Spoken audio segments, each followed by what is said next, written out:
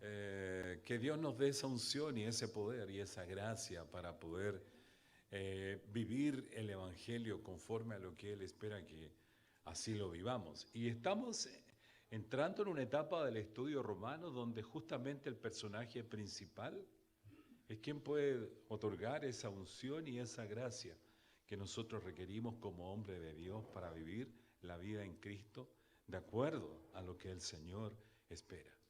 El Espíritu Santo es la figura central del libro de Romanos en el capítulo 8, pero no para autoproyectarse Él en términos como primera persona, sino para proyectar a Cristo en el corazón nuestro. Si hay algo que nosotros tenemos que entender siempre en relación al Espíritu de Dios, es que el Espíritu de Dios no pretende desbancar a Cristo del lugar que Él alcanzó con su obra en la cruz, con su muerte en la cruz por cada uno de nosotros y su resurrección posterior. Todo eso lo hizo bajo la fuerza, bajo el poder del Espíritu Santo, que fue en la vida de Cristo el artífice principal para llevar a cabo un plan que, como se repite una y otra vez en este púlpito semana a semana, desde antes de la creación, había sido planificado estratégicamente por la divinidad. El Padre, el Hijo y el Espíritu Santo fueron los que determinaron este proyecto. Entonces el Espíritu Santo estuvo siempre ligado al ministerio de Cristo en todo momento, desde que nació hasta que fue a la cruz. La obra de la cruz es una obra exclusiva de la divinidad. Entre más se acercaba a la cruz, más se iban alejando las personas. Y llegó un momento en que cuando Cristo tomó la cruz y fue a la cruz, Él estaba solo. Pero era plan de Dios, no requería hombres a su alrededor, porque si los hombres hubieran estado ahí, hubieran echado a perder el plan. De verdad, hubiéramos echado a perder el plan, porque nuestra humanidad es tan rimbombante y particular, que se nota nuestra personalidad siempre, donde quiera que estamos.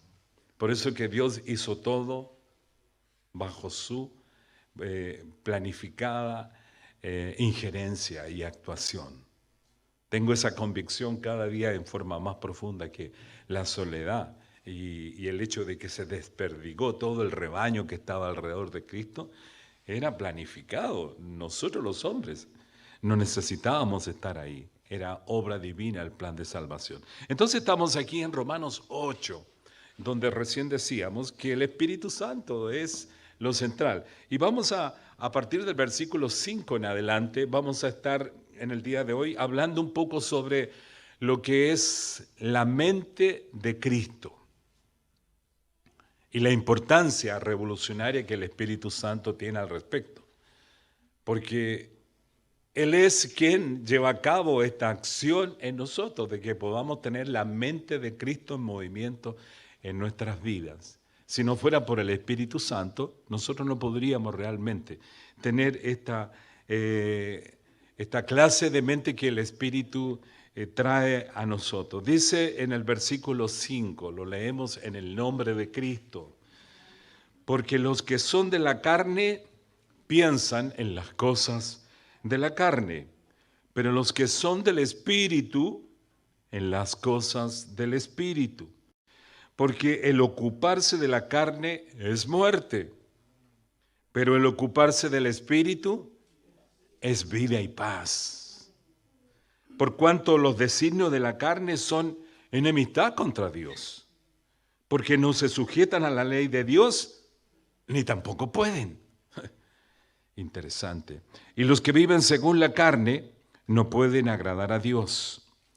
Mas vosotros no vivís según la carne, sino según el Espíritu, si es que el Espíritu de Dios mora en vosotros.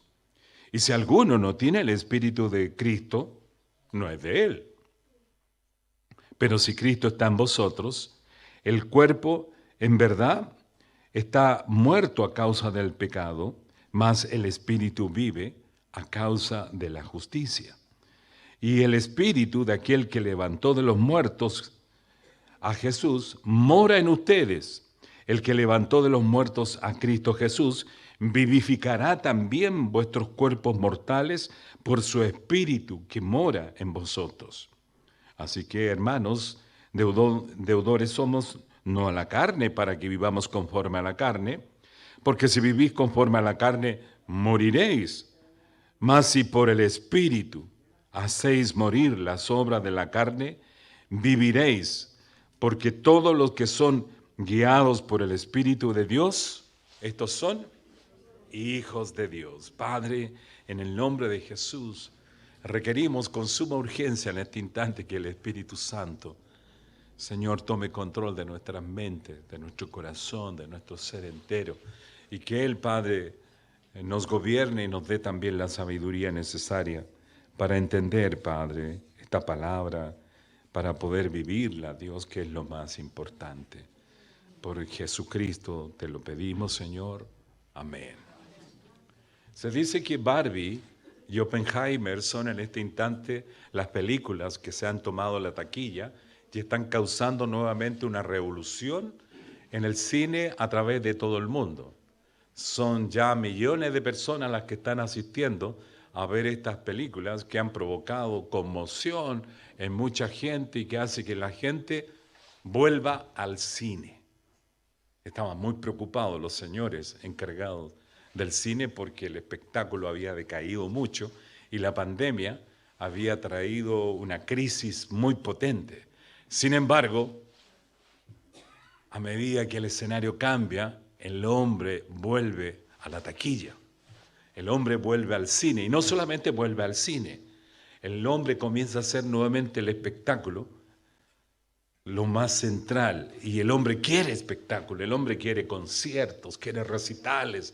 El otro día estaba leyendo una supuesta información que había salido en el ámbito deportivo, que por los Panamericanos que se van a desarrollar en nuestro país, iban a ser todos los espectáculos que se iban a desarrollar en los meses próximos al Panamericano iban a ser suspendidos.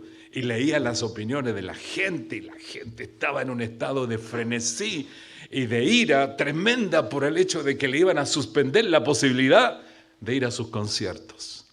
El hombre vibra con los conciertos, vibra con el espectáculo, el hombre quiere show. Y eso también ocurre en el ámbito de la religión. Queremos show. Queremos grandes espectáculos, queremos grandes multitudes, queremos asistir donde hay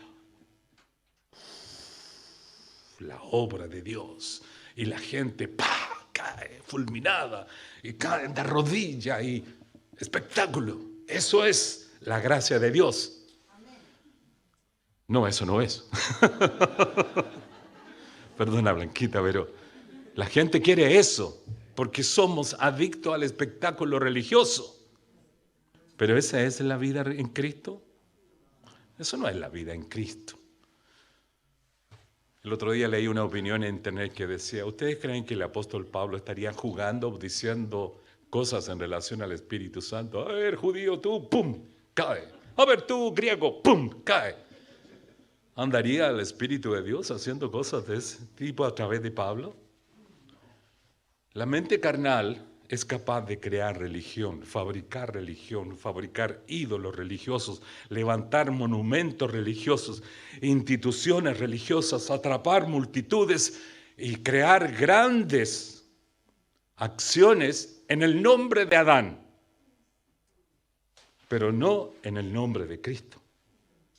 Y Pablo en este capítulo, un capítulo muy importante porque Pablo ha desplegado toda una visión, una revelación del Espíritu necesaria para la iglesia, para entender verdaderamente en qué estado se halla el hombre delante de Dios. Recordemos que el libro de Romanos es un libro escrito por Pablo a una iglesia donde todavía no ha ido, a una localidad donde todavía no ha pisado. Para él, como un hombre, un evangelista, un apóstol que ha ido de lugar en lugar, Roma representa un desafío enorme, pero ha sido impedido, ha tenido todo tipo de oposiciones y no ha podido llegar allá. Pero escribe una carta monumental donde despliega toda una visión de lo que es la condición en la que se halla el hombre, desde el hombre natural, el hombre religioso, hasta el hombre en Cristo. Entonces son una serie de pasajes que existen desde el capítulo 1 hasta este capítulo, donde Pablo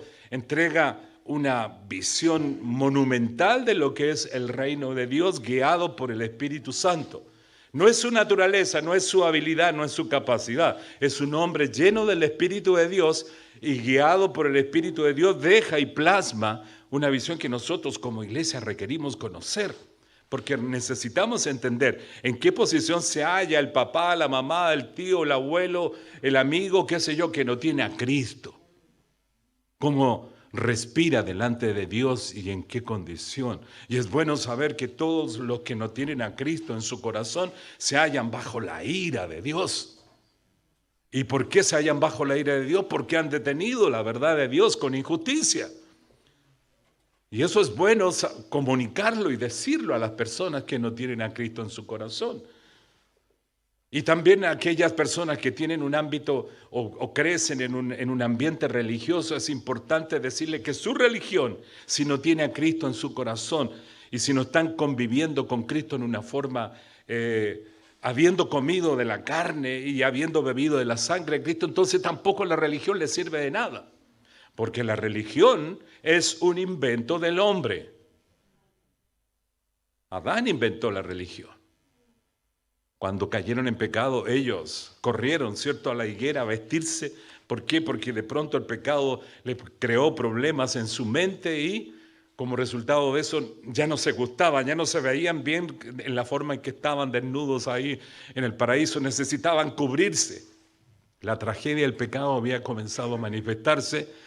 Y crearon una forma de vestimenta que es el primer principio religioso, como presentarnos en esta nueva realidad. Y esa es la religión, cómo me presento en esta realidad que vivo delante de la deidad misma, pero bajo la concepción propia del hombre, bajo una visión puramente humanista. Y la religión es eso. Concepciones particulares de nosotros los hombres con respecto a lo que es Dios. Y eso tampoco sirve. Y Pablo lo deja en claro para reafirmar rotundamente de que no hay nadie justo en la tierra, ninguna persona. Absolutamente todos los seres humanos nos encontramos perturbados y caídos por el pecado en un estado de desolación espiritual. Y en esa condición ninguna persona es justa. Es la proclamación de este libro de Romanos. No hay nadie justo, absolutamente nadie justo. Pero aparece Cristo. Y Cristo aparece para mostrar la misericordia de Dios, la bondad infinita de Dios para con nosotros. Y el que cree en Cristo sale de esa posición y alcanza la misericordia de Dios. Eso hemos sido nosotros. Fuimos hallados, encontrados por Cristo. Él salió a buscarnos, tal como el padre salió a buscar al pródigo cuando venía a la casa pensando, ¿me aceptará mi papá o no me aceptará? ¿Me querrá todavía? ¿Tendrá interés en mí? ¿Se recuerdan del pródigo llegando a casa y el hijo estaba ahí mirando y el padre estaba ahí también mirando porque tenía esperanzas ciertas de que el hijo volviera? Y cuando le vio, hizo algo desusado para un judío. Corrió a buscar a su hijo. Los padres no hacían eso. Era un hecho absolutamente fuera de norma que un padre corriera a buscar un hijo, pero este padre estaba hallando al hijo perdido. Por lo tanto, corrió detrás de él y le abrazó y le tomó. Porque en su amor, así es como el Señor nos ama. De esa manera, por eso cuando nosotros los seres humanos nos mantenemos infieles, ajenos o lejanos de Dios, Dios sufre. Porque Él nos hizo, nos formó, nos creó y nos ama, y por eso levantó a su Hijo en la cruz y permitió la obra de la cruz, porque Él sabía el beneficio que cada uno de nosotros iba a lograr. Esa es la grandeza de la misericordia de Dios, y ese es el Dios que necesitamos conocer. Ese es el Dios al cual necesitamos correr y ponernos su ropa, porque en su ropa vamos a alcanzar la gloria divina. Vamos a alcanzar. Aleluya. Es tremendo el amor de Dios. Es tremendo el amor de Dios. Y de eso habla Romanos. Del tremendo amor de Dios por un Abraham. Un hombre al cual sacó de un estado de idolatría, de un mundo lleno de paganismo y de perdición. Y lo sacó para llevarlo a una tierra donde él iba a llegar a ser padre de muchedumbres de hijos. Nosotros somos parte de esa familia. Nosotros como hijos de Dios somos parte también de esa familia de Abraham, la cual aparece reflejada en este libro para reflejar el Señor lo que es una vida de fe, un andar por fe, un movernos por fe, creyendo que Dios va en nosotros, guiándonos, dirigiéndonos hasta cruzar este peregrinar en esta tierra y entrar en la eternidad.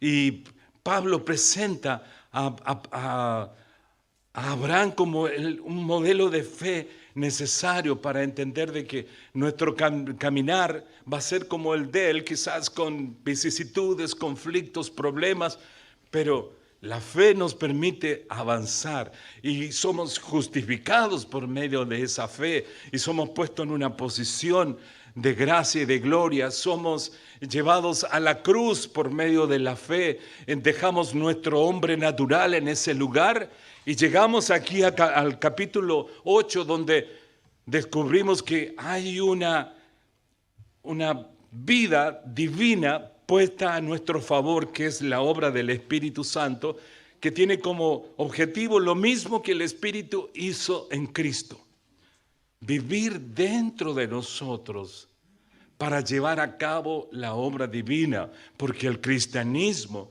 no es una estrategia humana, no es intervención humana, ni es el fruto del hombre, sino que es recurso divino. Y lo que nosotros no podemos hacer, lo hace el Espíritu de Dios.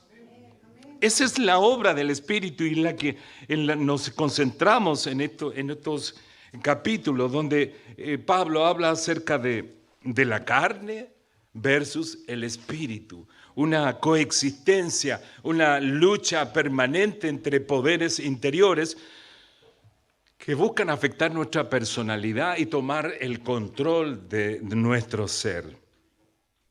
Estaba pensando, ¿cómo explicamos de mejor manera lo que es esta dicotomía, esta división, esta lucha de intereses que hay dentro del ser en Cristo, una vez que estamos en Cristo, una vez que nos movemos en Cristo, una vez que somos de Él? Y pensaba en ese texto que aparece en el libro de Marcos, en el capítulo 8, cuando Jesús comienza a hacer un testeo publicitario de su figura ante los discípulos y comienza a preguntar: ¿y ustedes qué piensan? ¿Qué piensa la gente de mí? ¿Me pueden decir qué cosas escuchan? Los discípulos tenían facultades particulares. Ayer estuvimos con los varones reunidos acá en este lugar y estuvimos haciendo un estudio sobre cómo Jesús se relacionó con el recurso humano y la importancia que le dio a este. Para Jesús los 12 eran importantes porque iban a ser la columna central de la iglesia. Y aparte de eso tenía 70, que ayer algo que se me olvidó, varones, decirle que esos 70 tenían como finalidad, dentro de la planificación estratégica de Jesús, de que cada vez que Él llegaba a algún lugar, antes habían llegado los 70. Y ellos preparaban la acción que Cristo iba a vivir en el lugar donde iba. Es interesante ese detalle que entrega Lucas como evangelista. Pero volviendo al texto de Marcos, ahí en Marcos 8, los discípulos le entregan comentarios sobre lo que está pensando la gente y todos están pensando y comparando a Cristo con grandes figuras del mundo judío a lo largo de la historia. Y luego de eso Jesús le hace la pregunta del millón. Jesús siempre hace preguntas del millón. Un día nos hizo una pregunta así también a nosotros. Y esa pregunta cambió nuestra vida, ¿se recuerdan? ¿Y ustedes qué piensan que yo soy? Eso era lo importante. Que lo que el pueblo pensase, que lo que la gente creyese en torno a él, era relevante como para entender un poco el calor o la temperatura espiritual que estaba produciendo su presencia donde quiera que estuviese. Pero lo relevante era qué pensaban los discípulos. Y saltó Pedro. Y Pedro dijo, tú eres, y lanzó una declaración tremenda, tú eres el Hijo del Dios viviente. Y el Señor quedó impresionado de la respuesta de Pedro. Muy bien hecho, Pedro. Esto no te lo reveló ni carne ni sangre, sino que el Espíritu de Dios es el que te ha dado una revelación de este tipo. Pero pronto Jesús cambió el tema, reenfocó la dirección de su quehacer cotidiano y puso la visión en Jerusalén. Y a la gente no le gusta Jerusalén cuando se trata de cruz. La gente prefiere otros lugares, otros pueblos, prefiere Capernaum, prefiere otros sitios, con otro tipo de experiencias. Porque en Jerusalén está todo el mundo que se levanta y que representaba en ese instante la anticruz, que representaba el antiministerio de Cristo, que representaba la oposición a Cristo, que representaba el riesgo, el peligro, la muerte. Y al hombre no le gusta la muerte. Vivimos a lo largo de nuestra vida tratando de evadirnos de la muerte, alejarnos de la muerte. Y sin embargo el Evangelio está directamente ligado a la muerte. Entonces, cuando los discípulos escucharon que Jesús estaba hablando de Jerusalén y estaba hablando específicamente de la cruz y estaba hablando específicamente de sufrimiento, estaba hablando específicamente de dolor, de instancias difíciles, Pedro dijo, no, pues esta cuestión no es así. ¿Ah? En otras palabras, no, porque pensó, no, el maestro está equivocado. Y dijo, y veo el texto como que el Señor tomó a Patricio. ¿Ya? Señor, que esto no sea así, pues ¿cómo se te ocurre? Perdona, Patricio. Pero esa es la idea que surge de ese diálogo que se da entre este Pedro espiritual, que había producido un número espectacular ahí entre los discípulos con Jesús al decir lo que dijo de Cristo. Entonces él estaba como la religión a veces produce, porque el encanto de la religión es que promueve figuración, posición, y uno puede llegar a un instante en que se siente la religión, pero impresionante, porque todo el mundo me quiere, o todo el mundo me aplaude, o todo el mundo piensa bien de mí, o todos quieren estar conmigo. Porque en el mundo religioso se dan cosas de ese tipo. Entonces Pedro estaba en la gloria, pero cuando escuchó lo de Jerusalén, bajó a la visión que él no quería oír, y por eso es que tomó a Jesús y un poco más y lo zarandea. ¿Y qué es lo que dijo Jesús? Apártate de mí, Satanás. ¿Cierto? Lo puso en su posesión de un viaje, así quedó en la posición, en la posición que verdaderamente tenía hasta ese instante. No era un hombre lleno del Espíritu Santo, sino que su humanidad seguía prevaleciendo en él. Por lo tanto, lo que él estaba reflejando era lo que Adán puede producir a la luz de sí mismo. Entonces, ese apártate de Satanás es por el hecho de que los intereses personales toman una prioridad en el ámbito nuestro, que se disocian completamente de lo que es la visión en el Espíritu, la visión trascendente que Cristo quiere producir en nosotros. Cristo entendía claramente el propósito divino y la razón por la cual estaba, y eso quería que los discípulos entendieran, pero ellos no querían cruz. Lo estaban pasando tan bien con el Maestro. Vivían momentos de gloria en cada encuentro espiritual. La gente acudía en masa y el espectáculo era impresionante. Y como dijimos al comienzo del sermón, la gente quiere espectáculo. Siempre quiere espectáculo. Pero el Evangelio no se trata de espectáculo. Ni siquiera el Evangelio se trata del culto. Porque estas reuniones, y tiene como objetivo vivir para adorar al Señor, pero también para recordar la misión que tenemos como hombres de Dios. La vida en Cristo a la cual hemos sido llamados. Y no es estar encerrado el propósito divino para con cada uno de nosotros, sino que vayamos, salgamos y anunciemos la realidad del Evangelio. Pero el hombre quiere show, el hombre quiere espectáculo y el hombre quiere encerrarse. Porque como Nicodemo mismo lo hizo cuando fue a hablar con Jesús, lo oscuro, el ir de noche, es una forma a veces de vivir la religión, sin que nadie me vea. En el principio la iglesia protestante nació siempre, la iglesia evangélica nació siempre con actividades de noche. Y no es que estuvieran huyendo, era la clase social propia a la cual pertenecía la que les hacía actuar de esa manera. Pero se hizo una corriente, un estilo, una forma de vida donde estábamos siempre replegados al interior de los templos, cuando el mensaje del evangelio apunta al exterior. Por eso cuando se levantaron muchos creyentes y comenzaron a salir a las calles a predicar la palabra de Dios, fue una opción muy interesante porque mucha gente llegó a conocer a Cristo por medio de esa forma.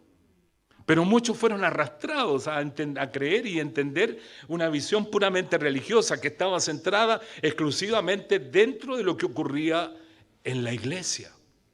Cuando el evangelio, y Jesús lo dejó claramente establecido el último día, cuando abandonó a sus discípulos y se fue a los cielos, Él les recordó la misión máxima de que es ir y anunciar la palabra de Dios y hacer discípulos enseñando todas las cosas que necesitamos aprender. Y eso es lo que Pablo comparte en estos principios de aquí, Romanos 8, donde claramente deja entender de que vivimos en una esfera global donde hay dos mentes en acción que se disputan la vida del ser.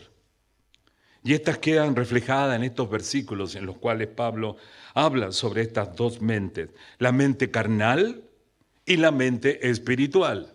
La mente es un hecho importantísimo en la vida de cada uno de nosotros.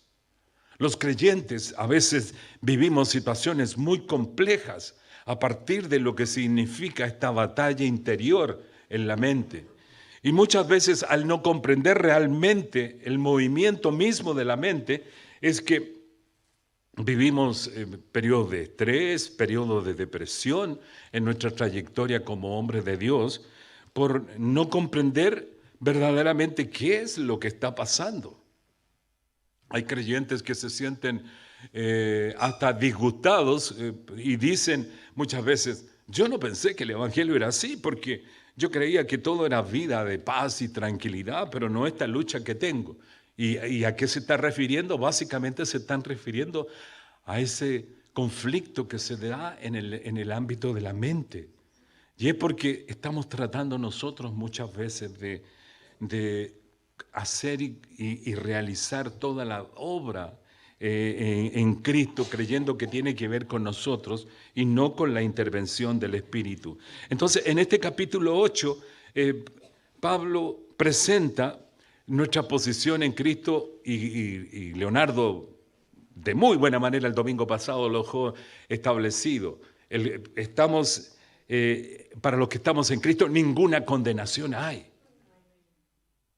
Ninguna condenación hay. Y en estos versículos del 5 en adelante vemos cómo lidiar y luchar frente a los acontecimientos que ocurren en el ámbito de la mente. Es una batalla, es un conflicto y es bueno entenderlo.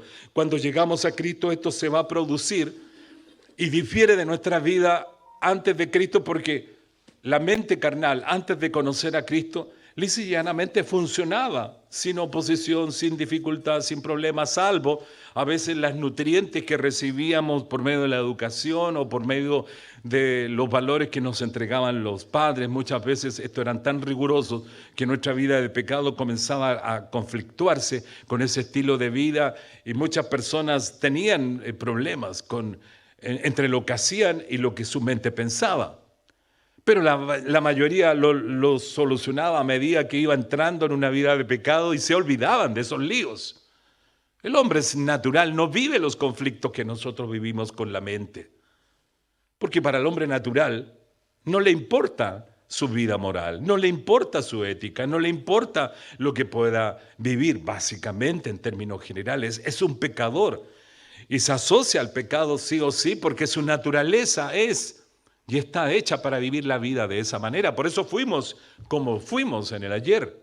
Y por eso vivimos lo que vivimos en el ayer. Y no había nada de gracia particular en nuestro estilo de vida, sino que una vida puramente de pecado. A mí me encanta leer este texto que Pablo dejó para la iglesia de Efesios en el capítulo 2, cuando ilustra lo que era nuestra vida. Dice: y Él os dio vida, habla de nosotros los creyentes, cuando estabais muertos en vuestros delitos y pecados. Punto 1. Estábamos muertos en delitos y pecados. Esa era la condición nuestra antes de conocer a Cristo. En los cuales, dice Pablo, anduvisteis en otro tiempo siguiendo la corriente de este mundo, conforme al príncipe de la potestad del aire, el espíritu que ahora opera en los hijos de desobediencia.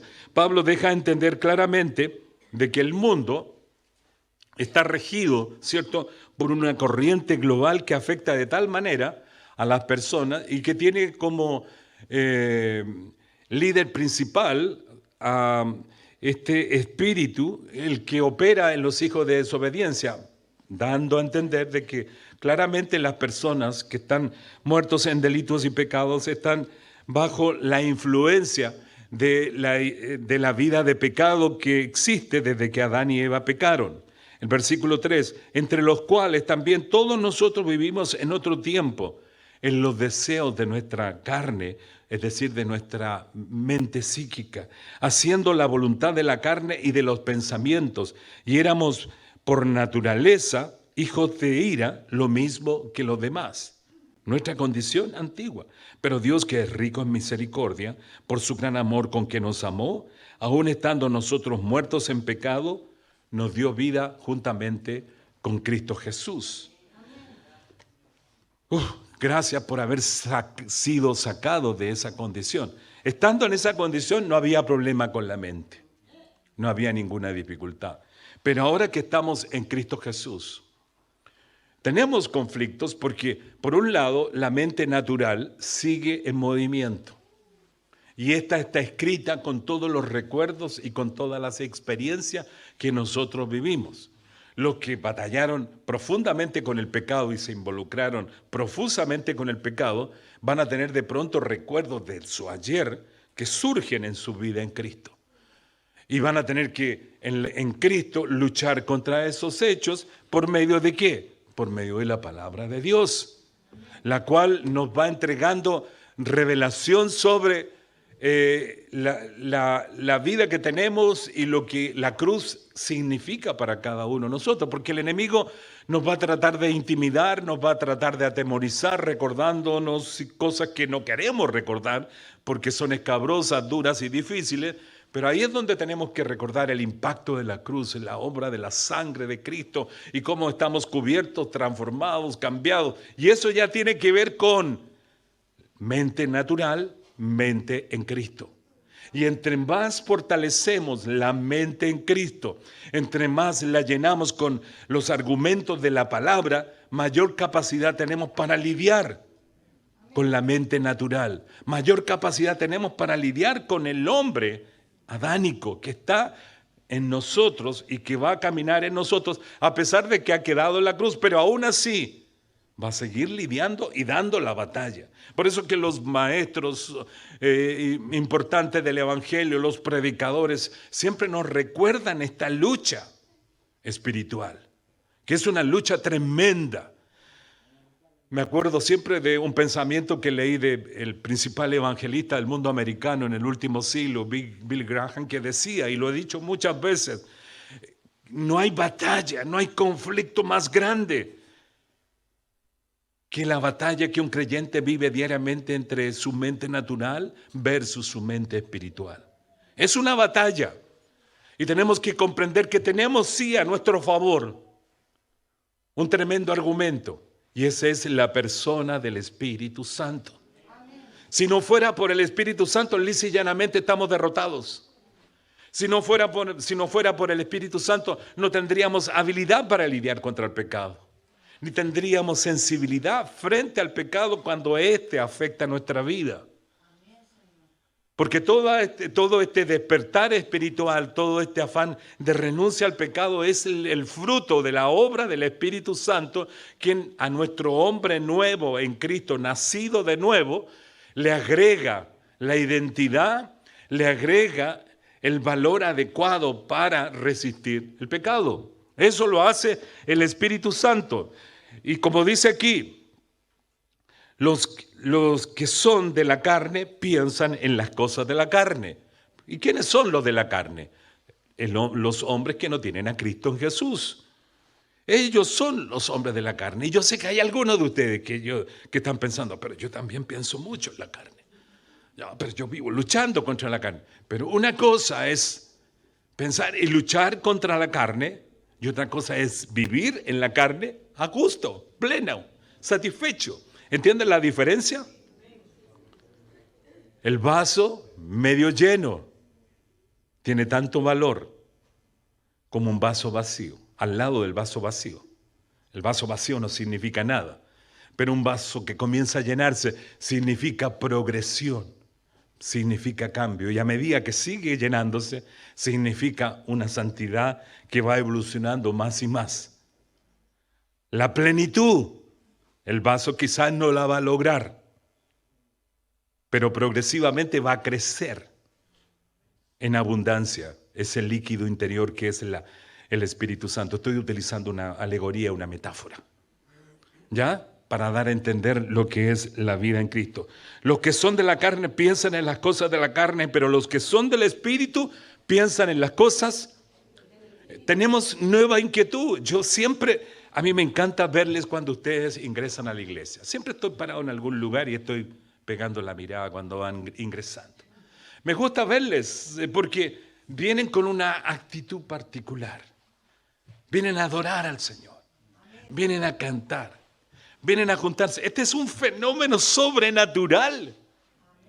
Esto no tiene nada de natural el venir a la iglesia. ¿Ustedes alguna vez pensaron en el ayer venir a una iglesia?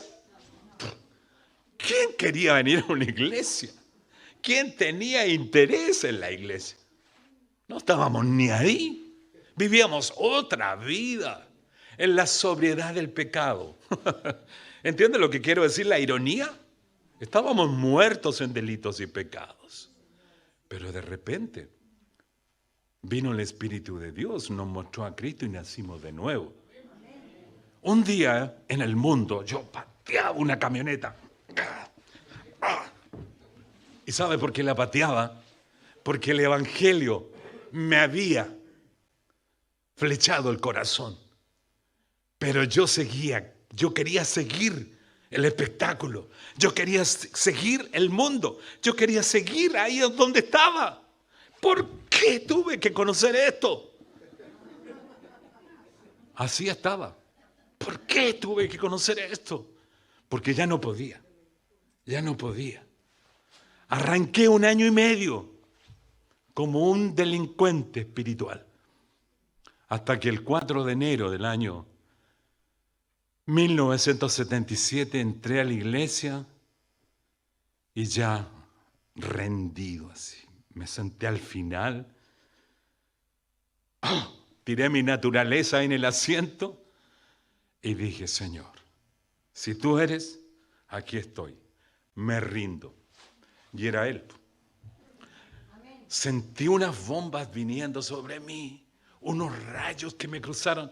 Mentira, no sentí nada.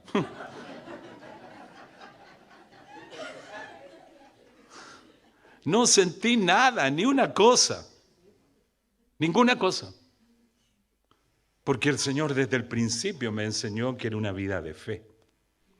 Pero al día siguiente me levanté, me incorporé, salí al patio de mi casa, miré el cielo y vi un cielo tan azul. Y fue como la primera señal, cielo azul. ¿Cuánto tiempo que no miraba el cielo? Lo vi tan bello y comencé una vida que fue de milagro en milagro, de transformación en transformación, de cambio en cambio, y aquí voy. Es la vida en Cristo. La vida de ustedes es igual. Y por esas operaciones que ustedes llegan los días domingos. Por esas operaciones que llegan animados, caminando, algunos corriendo. ¿Por qué? Porque no quieren llegar atrasados. Y algunos sufren porque tienen que esperar la micro y la micro no pasa o pasó. Y quedan ahí tirados, pero llegan igual. Y se juntan con personas que nunca se habían juntado y conversan y se abrazan y se ríen. Es la vida en Cristo. Es un milagro. Es la vida en el Espíritu. Es una obra de transformación que solamente Dios puede hacer porque Él es quien nos conoce. Es esta vida, el Espíritu provocando una gracia particular, vida y paz, una renovación.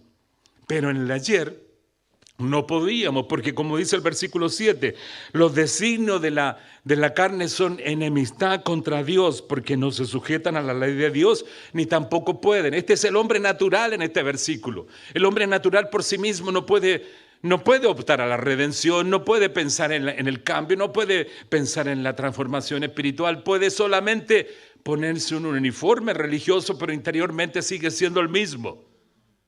Porque el hombre sin Cristo no puede cambiar.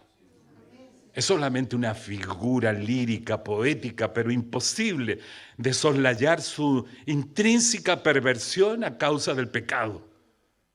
Este requiere un agente mayor y Cristo lo sabía. El Espíritu Santo lo sabía, el Padre lo sabía y por eso la cruz.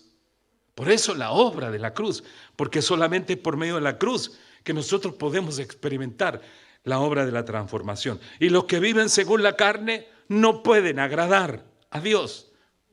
Evidentemente, porque vivir en la carne es vivir en Adán, es vivir en Eva, es vivir en aquellos que desobedecieron las órdenes que Dios había establecido y como resultado de eso, la humanidad cayó en pecado. Ellos pecaron y nosotros caímos con ellos.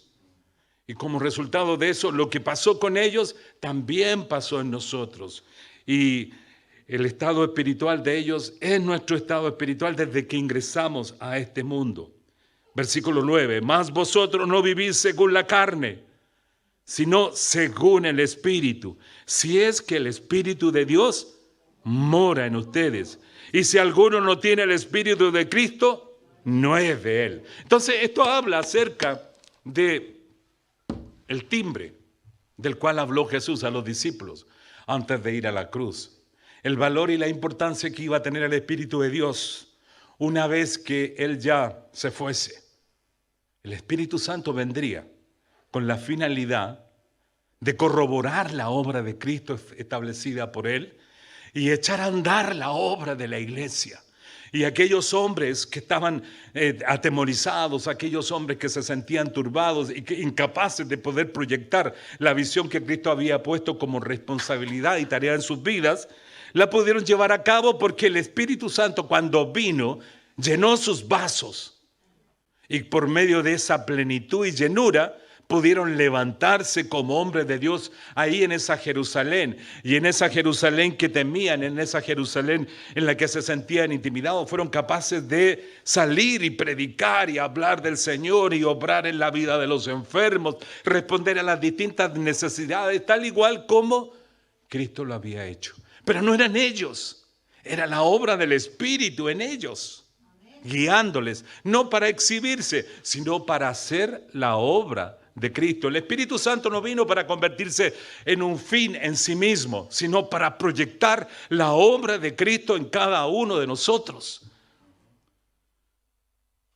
Pero si Cristo está en vosotros, dice el versículo 10, El cuerpo en verdad está muerto a causa del pecado, mas el espíritu vive a causa de la justicia. El valor de estar unido al Padre por medio de Cristo provoca todo este cambio que significa esta vida en Cristo de la cual hemos estado hablando. Y si el espíritu de aquel que levantó de los muertos a Jesús mora en ustedes, el que levantó de los muertos a Cristo Jesús vivificará también vuestros cuerpos mortales por su Espíritu que mora en vosotros. Esta es la obra sobrenatural del Espíritu Santo. Acostumbrados a pecar, acostumbrados a rebelarnos, acostumbrados a desobedecer, acostumbrados a organizar un sistema de vida siempre en contra del Padre, en contra del Hijo, en contra del Espíritu. Pero viene el Espíritu de Dios a nuestro corazón y nos reorienta, coloca un nuevo apetito, una nueva vocación, y la obra de la carne comienza a perder vigencia en nosotros. No es que deja de actuar, no es que deja de surgir de pronto o de tratar de organizar su antigua forma de vivir, pero el Espíritu de Dios nos da la capacidad por medio de su poder para que nosotros podamos ser más que victoriosos. Si el espíritu de aquel que levantó de los muertos a Jesús mora en ustedes, el que levantó de los muertos a Cristo Jesús vivificará también vuestros cuerpos mortales. Esta es una promesa tremenda.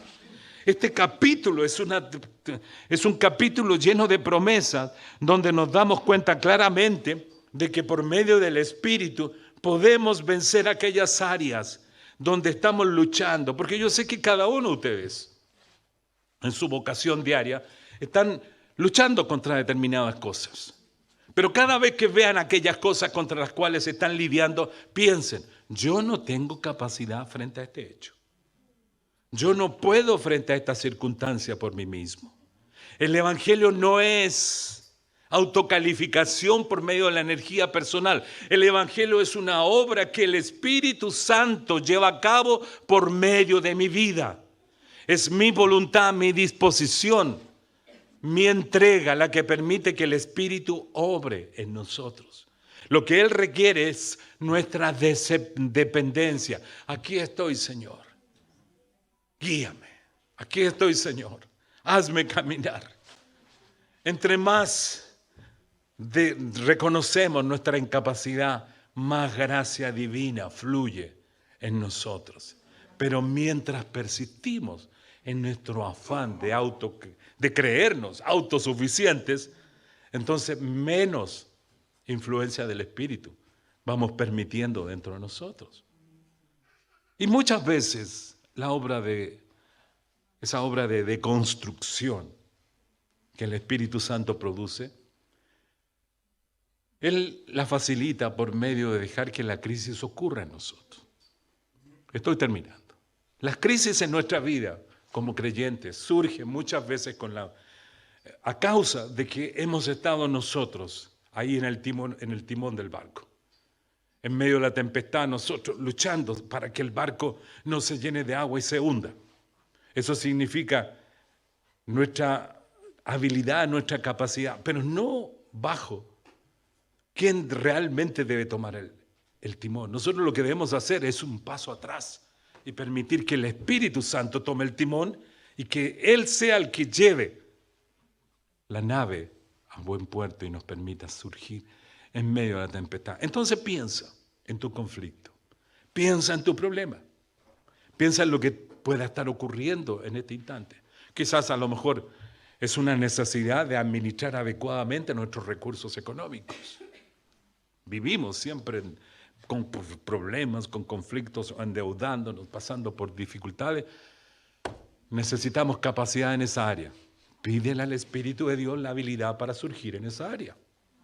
Quizás a lo mejor llegamos al trabajo y perdemos nuestra habilidad de ser lo que hemos sido en el fin de semana. Personas que están buscando al Señor, personas que están orando, personas que están viviendo una vida distinta. Pero llegan al trabajo y comienza la chacota y comienzan las bromas y comienzas a lidiar y de repente te ves involucrado en ese hacer que cuando llega la noche te hace sentir culpable. Porque te has metido en conversaciones o en diálogos, o has visto cosas y te sientes un vil pecador. ¿Les pasa eso? Eso entrégaselo al Señor. Díceselo. Yo no puedo con esta cosa. Señor, este estilo de vida yo sé que no te agrada. Ayúdame. No hay ninguno de nosotros, empleo el plural, que no lidie contra el pecado. ¿Entiendan lo que quiero decir? No hay ninguno de nosotros que no esté confrontando distintas circunstancias. A veces el problema es que el esposo y la esposa no se entienden y los hijos ven permanentemente una crisis, un conflicto, un diálogo absurdo donde palabras duras, soeces, muchas veces se manifiestan ahí a todo volumen y los hijos muchas veces se ponen el fono ahí en sus oídos porque no quieren escuchar lo que sus papás están diciéndose. Entonces, ¿cómo lucho frente a eso? El Espíritu de Dios es el quien está para darme la victoria. El Espíritu de Dios, pero necesito hablar con Él, necesito decirle, necesito entregarme. Como dice la Biblia, someteos a Dios, someteos a Dios. Resistid al diablo y Él huirá de vosotros. Es una palabra del Señor que nos puede ayudar un poco a entender. Ya hay multitud de conflictos entre lo que es la mente natural y lo que es la mente espiritual. Pero la solución a estos conflictos es una dependencia, es una entrega. Los trabajólicos. Estamos bajo una filosofía que nos hace creer que nuestra capacidad de trabajo es la que nos va a permitir prosperar y salir adelante. Y esa filosofía que se mueve en el mundo hoy día, particularmente en culturas capitalistas como la nuestra, nos hace pensar que entre más trabajamos, entre más nos machacamos, voy a ser una persona con una buena situación. Y ese hacer muchas veces nos hace desproveernos de la vida familiar, del diálogo con los hijos, de la relación natural con la esposa. Nos hace perder la perspectiva de lo que es la vida familiar. ¿Ustedes creen que ese es propósito de Dios para nosotros? No es propósito de Dios, es propósito del mundo capitalista, pero no es propósito de Dios. Dios quiere que trabajemos lo suficiente y punto.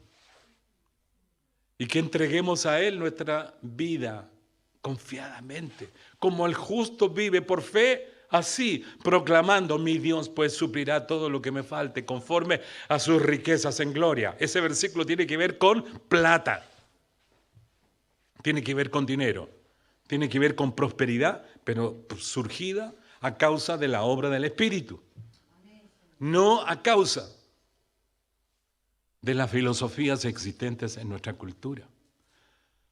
Podemos hablar de muchas cosas, pero debemos entender que cualquiera sea la plataforma de dificultad, el Espíritu Santo es el que viene. Y de eso se trata la lección de este día, que entendamos que vamos a poder ser victoriosos frente a esta batalla espiritual que significa la mente natural versus la mente espiritual, solamente en la medida en que el Espíritu Santo toma más y más control de nuestra vida. Si alguien cree que no ha recibido nunca el Espíritu de Dios, por favor, hable con nosotros. No puede vivir la vida en Cristo sin la obra del Espíritu Santo. Si alguien cree que ha estado rechazando la obra del Espíritu Santo porque le tiene miedo, es mentira, es una mentira que el enemigo pone en nosotros y que nos hace creer. Es que si el Espíritu de Dios viene a mi vida, va a tomar control de mi ser y de repente me hace poner de rodilla en el metro. No creas ese tipo de cosas. El Espíritu Santo nunca va a permitirte que tú seas ridiculizado como hombre de Dios, sino que Él va a levantarte como hombre en Cristo para llevar a cabo el propósito eterno que Él tiene para ti. Oramos al Señor. Padre, gracias en este día por esta palabra. Señor, esta es una batalla tan cierta. Hemos vivido tantos conflictos a consecuencia de esta batalla. Padre, quizás en este día hay personas que están en este lugar estresadas, apesadumbradas, al borde de la depresión, porque han lidiado una y otra vez contra sus mentes. Y ahí están quizás caídos en este momento. Señor, nada puedo hacer por ellos, pero usted, Espíritu Santo, lo puede hacer todo. Oro, Espíritu Santo, para que tú toques esos corazones. Toques esas vidas, Señor, desalentadas. Padre, toca esas vidas, Señor, que sufren por episodios, por circunstancias que les toca vivir. Espíritu Santo, llena nuestras vidas. Llénanos en este instante, Espíritu de Dios, que nuestros vasos sean llenos. Aleluya, del agua de la vida prometida por Cristo. Llénanos, Espíritu de Dios, de la cabeza a los pies. Oh Dios, todo cansancio que haya en este lugar, disípalo por medio de tu hacer, Espíritu de Dios. Aleluya, renuévanos en términos de misión, en términos objetivos, en términos de propósito, en términos de, Padre, esta emocionalidad quizás caída porque hemos estado envueltos en estados pesimistas. Aleluya, Dios. Solamente tu llenura va a hacer la diferencia. Llena, Señor. Llena nuestras vidas. Sí, Señor. Llena nuestras vidas de ti, Señor.